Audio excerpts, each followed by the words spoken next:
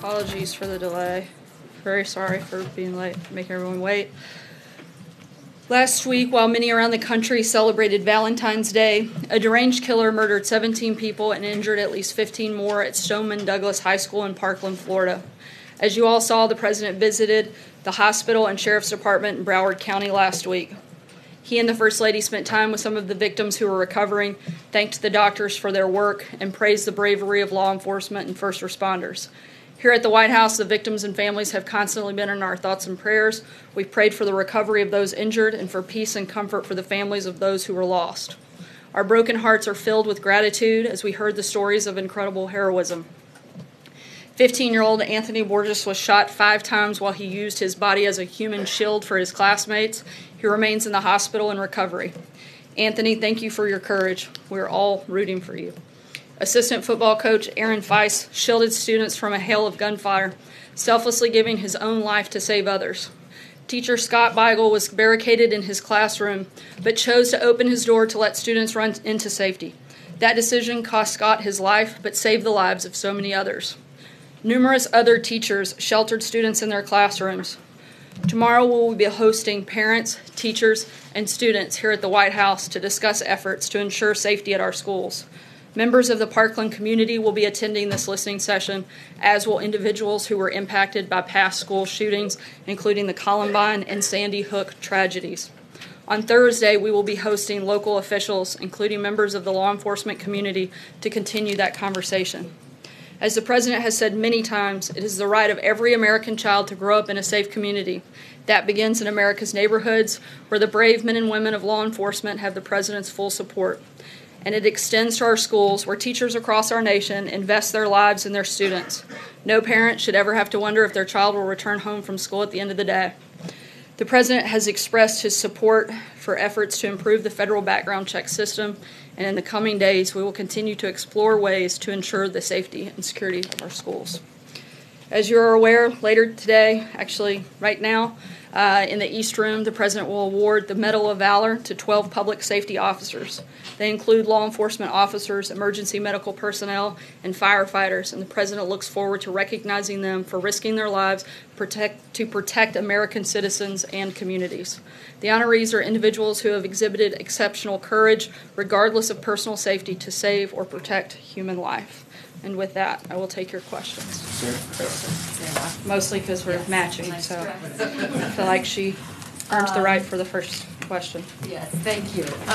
Does the President now acknowledge what the special counsel indictments made clear, which is that Russians not only tried to meddle but interfere and influence the 2016 election? Absolutely, and the President has acknowledged that multiple times before. He acknowledged it during the transition. He acknowledged it during a press conference in Poland, and he acknowledged it for a third time at a press event in Poland. He has stated several times, I think one of the places where you guys seem to get very confused, and it seems to happen regularly, the President hasn't said that Russia didn't meddle. What he's saying is it didn't have an impact, and it certainly wasn't with help from the Trump campaign.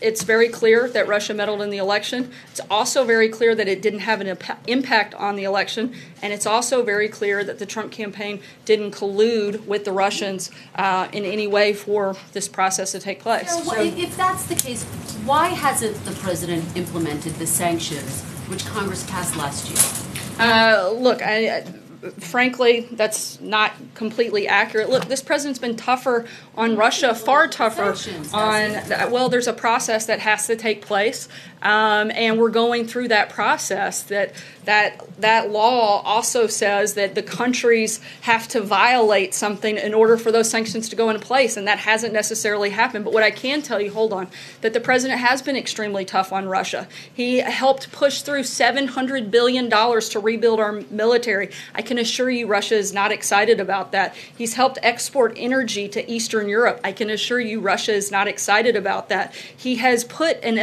upheld upheld sanctions that the Obama administration put in place. He's upheld those. He's closed 3 diplomatic properties that were Russia's here in the United States. He has taken number of actions against Russia and put pressure on them. He's helped arm the Ukrainians. There are a number of places that Obama was too weak and refused to take and put pressure on Russia where this president has. There are Democrats and Republicans. I'm gonna who said keep the moving. president John, could be much tougher. Why not? Sorry, I'm implement sure the he'll pick up where sanctions you left now? off. I'll pick up. First, a clarification from some of the president's tweets over the weekend. The president doesn't really think that the FBI failed to stop the Parkland shooter because it was too involved with the Russia investigation, does he? I think he was speaking not necessarily that is the cause. I think we all have to be aware that the cause of this is that of a deranged individual that made a decision to take the lives of 17 other people. That is the responsibility of the shooter, certainly not the responsibility of anybody else. So did he mistweet when he said that? 'Cause he's pretty direct. He says, this is not acceptable. They are spending too much time trying to prove Russia I think he's collusion. making the point that we would like our FBI agencies to not be focused on something that is clearly a hoax in terms of investigating the Trump campaign and its involvement. You just agree that the evidence is there that the I Russians said that the interfered with our Trump election. campaign interfered and But colluded this with it. investigation is obviously about what Russia did, and raises the question now that you've said the president agrees, the national security advisor says the evidence is incontrovertible. What is the president going to do about it? What is he specifically doing about the fact that Russia interfered with our election and has every intention, we are told, of doing it again? What is he doing about it? Look, just last week, the Department of Homeland Security Secretary Kirstjen Nielsen met with a number of relevant stakeholders. They're discussing this process and going through and looking every single day at the best ways forward. Everybody wants to blame this on the Trump administration. Let's not forget that this happened under the Obama administration. It happened over a year ago. What's he done about it? We have spent a lot of time working on cybersecurity, focusing on protecting the fairness on our elections. And as I just said, the Department of Homeland Security met with state and local officials just over the last several weeks, along with election vendors, to make sure that our election system is secure. Last week, they met with state and private officials on how best to secure the election system from foreign interference. We're not the only targets of foreign interference, and we're working with our allies on the daily basis to make sure that we're following best practices. This has been a topic of conversation with multiple foreign heads of state. President Trump and the administration have made it clear that interference in our elections will have consequences, and we're going to continue to impose consequences in response to Russian cyber attacks. Just last week, we called out Russia by name. It was one of the first times that you've seen something like that take place. We're going to continue doing things like The president that. hasn't even criticized Vladimir Putin about this. He hasn't even called out Putin. He criticized Obama. He criticized the FBI. He didn't even criticize Vladimir Putin. He has been tougher on Russia in the first year than Obama was in 8 years combined. He's imposed sanctions. He's taken away properties. He's rebuilt our military. He has done a number of things to put pressure on Russia and to be tough on Russia. Just last week, there was an incident that'll be reported in the coming days in another way that this president was tough on Russia. Sarah. Last week, the Florida Governor Rick Scott called for the FBI director's resignation. The governor and the president were together over the weekend or last week. Did Governor Scott talk to him about that? But more importantly, what does the president think? He obviously tweeted about this, but what does he think about the directors? Should the director go? What is the consequence of their missing the tip on the shooter? I'm not sure if it came up in the private conversations between the governor and the president. I would have to check and get back to you. In terms of the action or the inaction of the FBI that's currently being reviewed and investigated, and I can't speak to it at this point. I believe it's internally, and at this point there's not a lot I can say, but I do feel and I believe that we're looking at what action could be taken, and certainly what actions can be taken to prevent that. In the director? No changes in that. We've answered that question a number of times, and I don't have anything new on that. Mara? Based on what you said before about the event tomorrow, you mentioned who is coming. What is the topic exactly? Is it mental health? Is it guns? What are they going to be talking about with the parents and the students in the? I think it's a wide range of issues. You have a number of people that have unfortunately been through a horrific tragedy like the one that we saw in Parkland, Florida last week. As well as some that hope they never have to go through that. We'll have a number of parents and teachers and students from schools in the local area as well. And this is a listening session to see what can be done better, what the actual concerns of the students are, what they would like to see. One of the things that the president wants to do is make sure that he sits down with a number of people from across all fronts. Unfortunately, when horrific tragedies like this happen, everybody wants a quick and a simple answer, but there isn't one. There's not a quick and there's not a simple answer, but we want to make sure that we're addressing the problem, and we want to make sure that we're meeting and talking with as many people that not only are affected, but that play a role in this process as possible. That's why he's sitting down with the parents, the teachers, the students, and then he's going to sit down with state and local law enforcement officials, and then he's going to sit down with the nation's governors and bring all those conversations together and look for the best path forward and make sure we're doing everything we can within every capacity from the state, local, and federal level to make sure incidences like this don't happen again. Mara. Thank you, Sarah. The president in 2000 did support an assault weapons ban. What's his position now? Look, Is he open to reinstating the ban? I don't have any specific announcements, but we haven't closed the door on any front. Again, that's what the next several days and weeks will be, to have conversations and to see what this process looks like and to see what areas we can help make changes to and in what places that we can do better. Specifically, I know background checks are something that the president's supportive of, making more efficient and looking at better ways to improve that process. And we're going to continue to look at a number of other factors as well. Sean? Thanks a lot, Sarah. In the aftermath of the indictment, which was handed down by Special Counsel Bob Mueller's office on Friday, the president tweeted quite a bit, and tweeted quite a bit over the weekend. He was critical of the FBI. He was critical of Democrats, critical of the ranking member of the House Intelligence Committee, Adam Schiff, even critical of his predecessor, but he was not critical of Russia. He was not critical of the Russian President Vladimir Putin.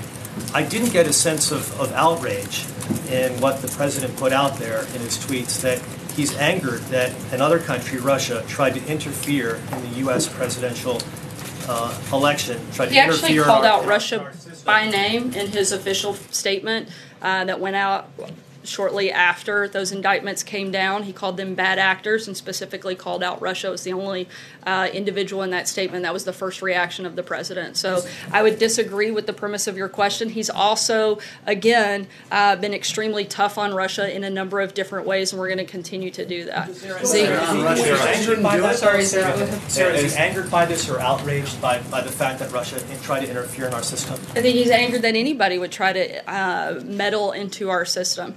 But again, I think it's important to remember that we are looking forward to on figuring out the best ways to make sure that doesn't happen again. Hey, sir, if I can indulge you with 3 questions, we got a lot of housekeeping to do. First, you mentioned the president's support of background checks. The House passed bill includes concealed carry reciprocity. Is that a provision the president would consider after this tragedy? I haven't spoken to him about that specific procedure. I know he spoke with Senator Cornyn on Friday. The Senate version is a little bit different, and he is generally supportive of that, but we're going to continue those conversations. Separately, last week there was some news made by Administrator Pruitt as well as Secretary Shulkin. They both have the president's about their private travels and use of whether it's first-class flights or inappropriate use of federal resources. Do both of them still have the confidence of the president? I have no reason to believe otherwise. As we've said many times before, if somebody no longer has the confidence of the president, you guys will know. And finally, the Chief of Staff on Friday issued that memo on security clearances, that those with interim security clearances by the end of this week that have been outstanding since June of last year would lose their access to classified information. One of those people we know from his attorney is Senior Advisor Jared Kushner. Can you talk about whether or not how he'll be able to do his very senior job in the White House if he does not have access to classified information? I can tell you that no decision within the memo will impact anything that Jared Kushner is working on in terms of specifics on security clearance. I can't get into. Does he not need classified information to do his job? I can't answer whether someone has security clearance or not, as we've addressed many times before, but I can tell you that nothing that has taken place will affect the valuable work that Jared is doing. He continues and will continue to be a valued member of the team, and he'll continue to do the important work that he's been focused on with the last year. John? Sarah, you mentioned a deranged individual took the lives of 17 people at Parkland. That's after a deranged individual took dozens of lives in Las Vegas, in the wake of which the president offered some support for the idea of banning bump stocks, which then seemed to have fallen by the wayside. It was preceded by a deranged individual snuffing out the lives of nearly an entire classroom at Sandy Hook, et cetera, et cetera, et cetera. Other than supporting a bill that would encourage state and federal government agencies to do what they're supposed to do, does the president have any ideas at all on how to address this, or is he starting from scratch? I can tell you that the president supports not having the use of bump stocks, and that we expect further action on that in the coming days. He ordered the Department of Justice and the ATF to review the regulation of bump stocks. My understanding is that review has been completed and movement will take place on that shortly. But the president, when it comes to that, is committed to ensuring that those devices are... Well, again, I'm not going to get ahead of the announcement, but I can tell you that the president doesn't support the use of those accessories. And on the broader problem of deranged individuals getting hold of weapons and killing people indiscriminately, does he have any ideas on how to deal with this? Well, look, we're having, again, that's part of a lot of the conversations that we're going to have over the next suggest he started from scratch here. Mental If illness. he has to listen to a bunch of people No, and he he's- doesn't have any ideas of his own, that would suggest that he doesn't have any ideas. It's not what I said. You're taking my words out of context. Can you explain Well, it? I was trying to before you interrupted me. But the president is very focused on mental illness, working with the Health and Human Services Department to determine the best path forward on that and what is available and allowed under the law. Certainly something that we take very seriously and something that we want to address, and that we're working hand in hand with both the federal government as well as state and local law enforcement officials on what we legally can do. Unfortunately, we can't just flip a switch, but there is a process. We are a law and order country, and the president is trying to do everything that he can under his capacity to address these concerns, and certainly when it comes to mental illness. Julie? Can you take Can I one follow up question on from Jared Florida, Kushner? please? Would the president consider granting Mr. Kushner a full clearance even if the red flags in his background check suggested otherwise? And First of all, I'm not aware of any red flags, and I think it's irresponsible to suggest that without having seen any individual's file. And secondly, I haven't spoken to the president about whether or not that would be necessary. But again, as I said, Mr. Kushner's work that he has done will not be impacted. He's going to continue to do the work that he's done over the last year. Roberta? Has the president ever overruled the Personnel Security Office on a recommendation? I'm not of aware of Mayor any Ramirez? time that's happened. Roberta? Former Speaker Gingrich has put forward a proposal that he's sort of promoting quite a bit about training more teachers and administrators to use firearms and having more people with firearms in schools. I'm wondering if that's in the range of ideas that the president is open to, and if you can explain a little bit more about how the White House is going to run this process in terms of taking in ideas from everybody and having these listening sessions. I haven't spoken with him about Speaker Gingrich's plan, so I'll have to get back to you on that front. Over the next several days and weeks, how we'll run that process is take in a lot of information from individuals that have been affected, specifically by school shootings, as well as those that hope they never have to be in that same situation, and talking to state and local law enforcement officials, state and local elected officials on what we're legally allowed to do and what areas that we feel like we can help move that forward. David? What does the president think about Secretary Shulkin's handling of his travel, the Wimbledon tickets and all of that thing? What did Trump think about that? Look, this still has I think there's a 97-page Inspector General report, and until that there's a secondary review that takes place, and until that's completed, I can't comment any further on it. I'll take one last question, Pamela. Does the president believe there should be an age limit for those who buy an AR-15? As you know, the shooter in Florida was a teenager when he first bought an AR-15. I know there are currently laws in place in certain states that restrict that. In terms of whether or not we make that federal policy, that hasn't yet been determined. But that's something is that something that I think that's certainly something that's on the table for us to discuss, and that we expect to come up over the next couple of weeks. Let me just ask you, over the weekend he tweeted about his national security advisor, H.R. McMaster, suggesting that he seemed to forget to say that Russia didn't impact the outcome of the election. Has he spoken to him since, and does he still have confidence in him to do his job? He still has confidence in General McMaster. I spoke to him specifically about that answer. He said that he liked the general's answer, but just thought that little addendum would be helpful to add. Thanks so much, guys. The president still believe Vladimir Putin didn't interfere?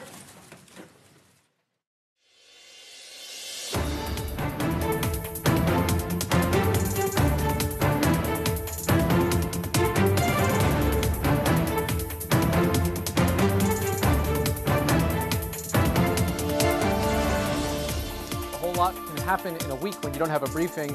I'm ABC News Political Director Rick Klein. Welcome to the briefing room, joined here by Justin Fischel and Mary Ellis Parks from our team here. And we're going to hit all of the headlines because this is the first time that we've heard from the White House directly since the shooting in Florida. Also, a lot of lingering loose ends around Russia and the Mueller investigation, in addition to the Rob Porter fallout. Like we said, a whole lot happening in a week. But we do want to start down in the state of Florida, where we're very privileged to be joined right now by Lorenzo Prado and Melanie Weber, two of the students who survived that horrific attack at the high school in Florida last week. And Lorenzo, you're a junior there, and I understand you had kind of a harrowing experience being detained even briefly in the immediate aftermath. You're on the bus right now to Tallahassee. You and a lot of your fellow students are going to make some noise at the state capitol in Florida. What do you make so far of what you've heard from the White House, from Washington, about the reaction to this shooting?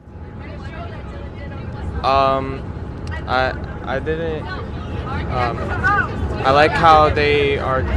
The Trump is starting to talk with policymakers about making changes in gun laws. I didn't agree their focus on Russia.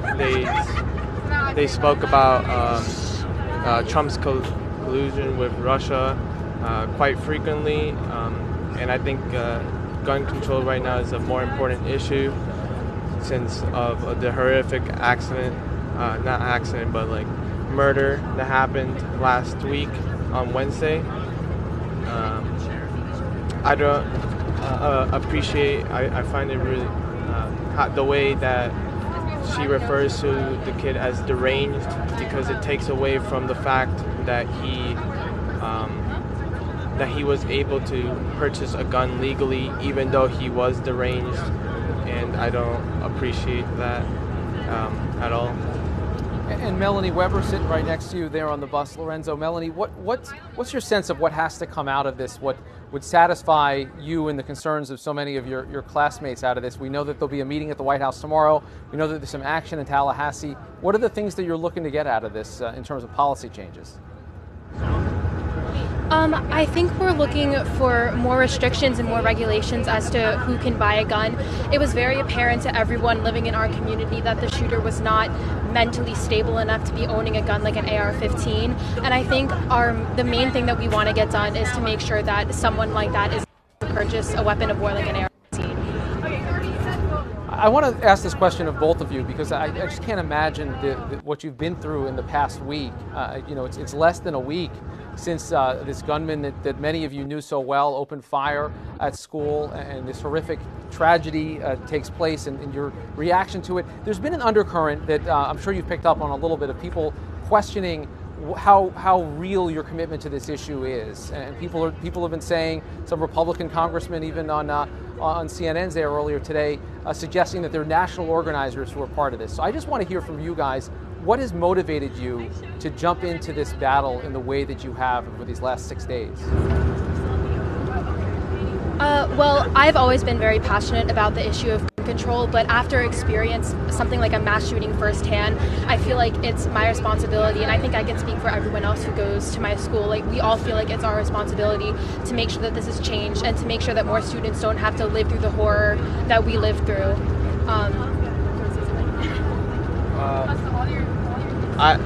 My inspiration for this change is the lives that were lost. They can't go in vain.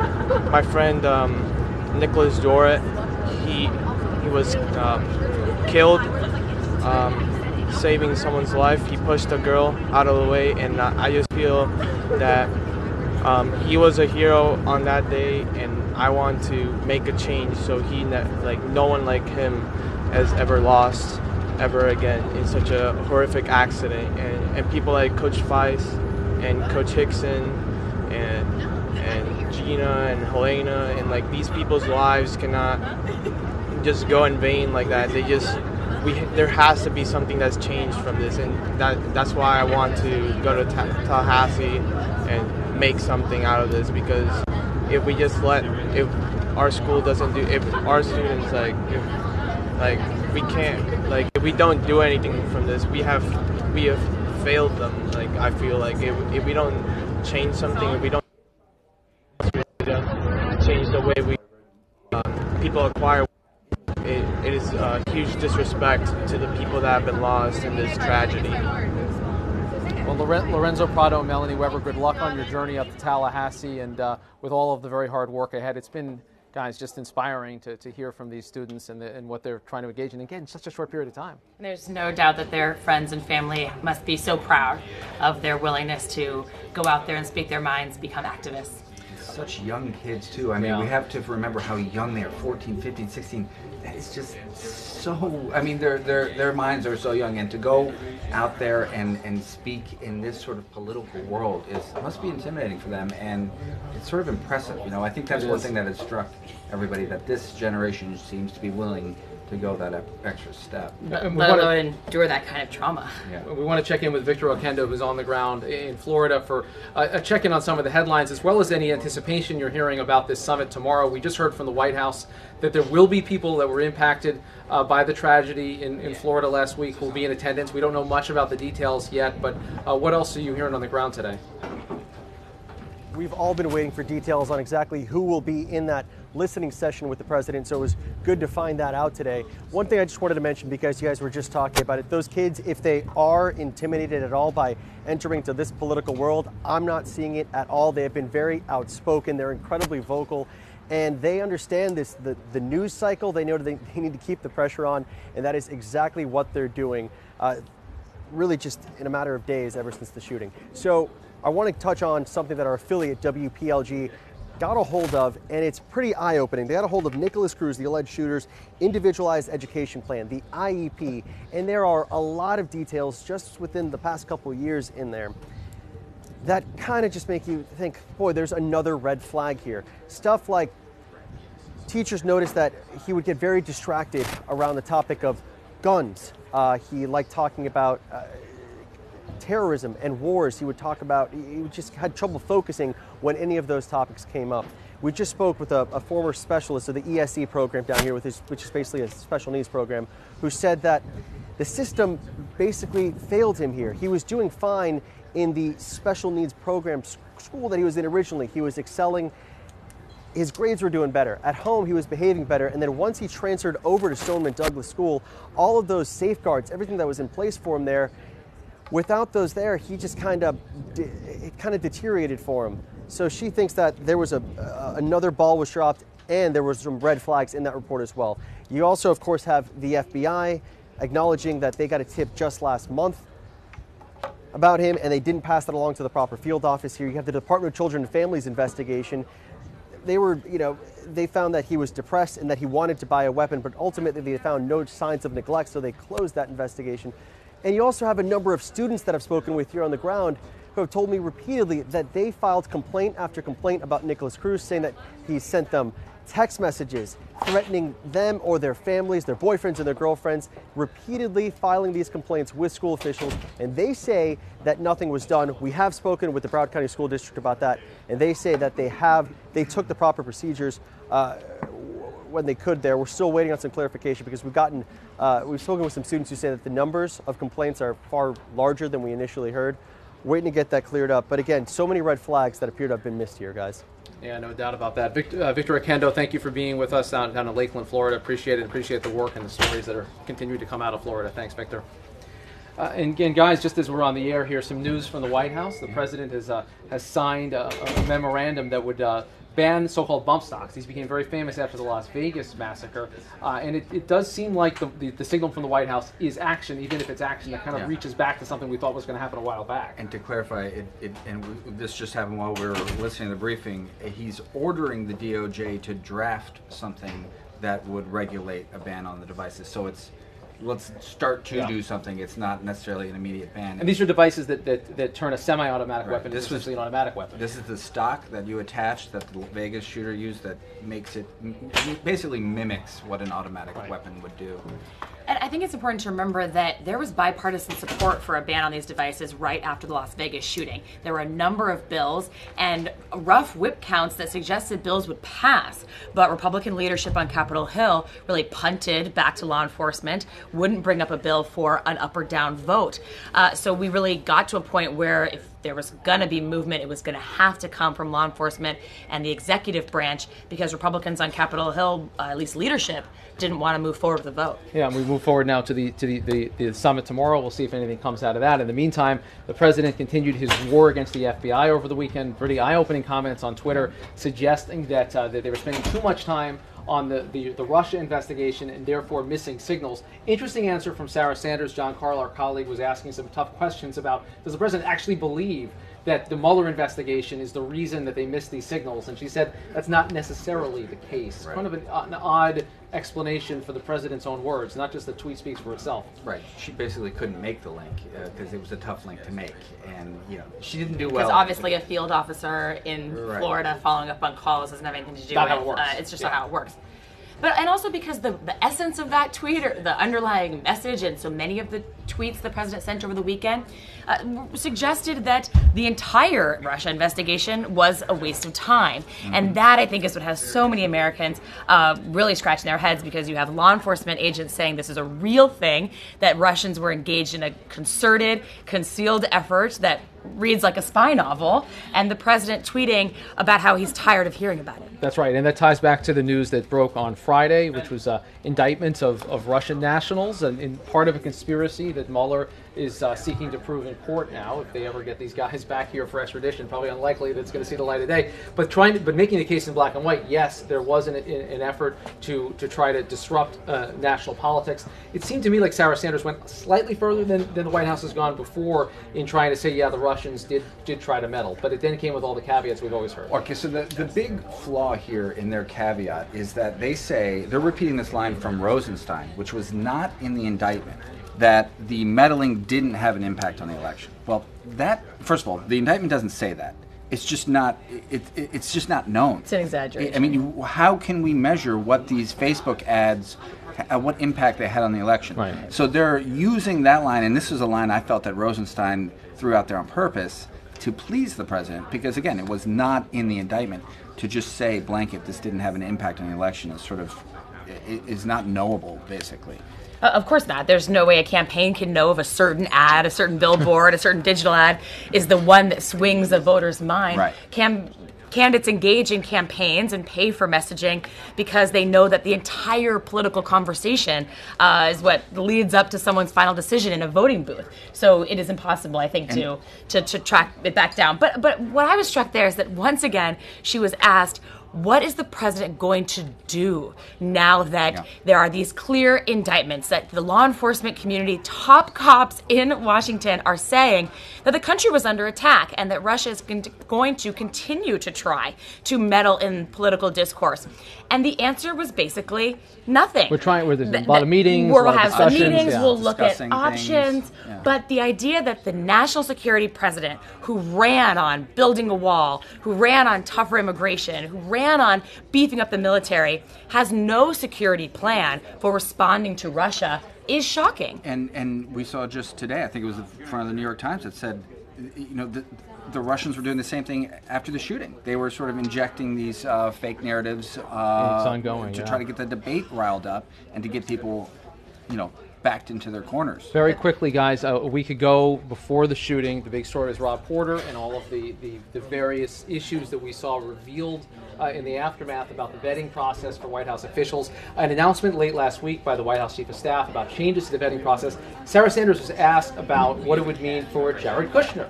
Now, she's not going to comment on Jared Kushner. We know he's operating under interim security clearances. ABC News has reported that. It's a little tricky because the White House won't confirm that, but that was an interesting dance. Justin, what did you make of what she said in terms of it not impacting his work? Well, if we're to believe the memo, which, as you point out, says that by next Friday, anybody working under an interim security clearance who's getting top secret info is out. You're no longer getting that interim security clearance. And if we're to believe that, and that he has an interim security clearance, something there doesn't match. So basically, the way I read it is, it'll apply to most people, just not him. Or the president could override it. I mean, the president could say, I'm going to keep someone on staff, whether or not they have security clearance. He's the president. Right. He dictates who gets clearance and who gets to be in his White House. But I think it's important to remember there's a reason that so many members of the staff don't have security clearances. We don't know what those reasons are. We didn't know why Rob Porter's security clearance had been denied and stalled and slow-walked by law enforcement. But there's some reason that all of these staffers have not been able to get clearance, and that's interesting. And of course, we know now why Rob Porter didn't have it. It was because of that domestic abuse allegation, which is, I would say in the White House defense, there's a huge distinction between this allegation of domestic abuse and whatever may be holding up. I don't know what it is that's holding up Jared. I'm assuming it's not that because they've learned a lesson there. But I mean, if it's, there are all sorts of reasons it could be backed up within this backlog. But the Porter thing was a particular problem because that information could be used to blackmail him. Exactly. All right, a lot that happened over the last week. Our thanks to Justin Fishel, Mary Alice Parks, Victor Oquendo, and our crew down in Florida. Really special, I think, to hear from the students on the bus as they engage in this lobbying campaign down in Tallahassee. That does it for this edition of The Briefing Room. Don't forget to download the ABC News app. I'm ABC News Political Director Rick Klein. We'll be back here next time on The Briefing Room.